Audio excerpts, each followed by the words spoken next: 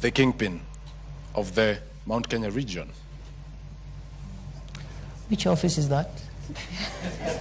Of course, you are endorsed by a section of members from majorly the East, where you hail from. You never dismissed that. Which office is that?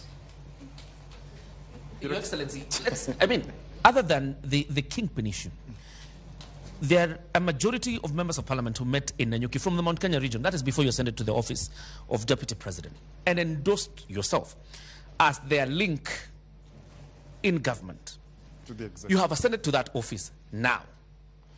Have you ceased being their link? Maybe you should ask them. Because I think the members of parliament, because I didn't say it, they said it. So maybe they can say it again if they wish, but to the best of my recollection, those members of parliament had expressed frustrations in getting their constituency development agenda through to government because of the breakdown of relationship they had with the former occupier of this office, and therefore they asked me whether I could convey their needs to the president. And because I was a member of the cabinet, I saw no problem with that. But whether or not they will continue asking me to convey their messages, it's up to them to decide. Your Excellency, sir, you come from that region, the Mount Kenya region. Tharaka Nithi, where you come from, is nestled in Mount Kenya region. I want to know, because Kenya Kwanza had promises it made towards the people of that region.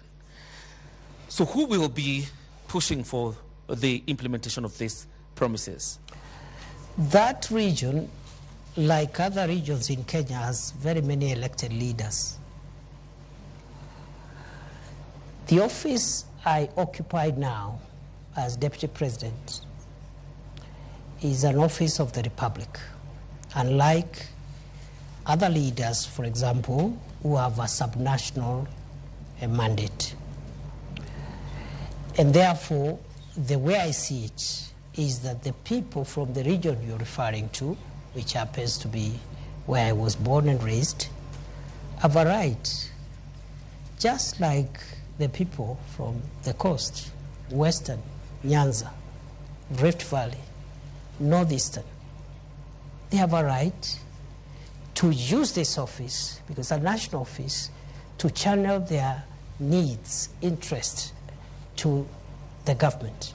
So I see no contradiction, I see no change of position, and the only thing I don't understand is this thing about the kingpin or something. I don't understand it because there is no office like that. Well, and are you still hopeful, and do you think there is a possibility of you becoming William Ruto's running mate come 2027? How would I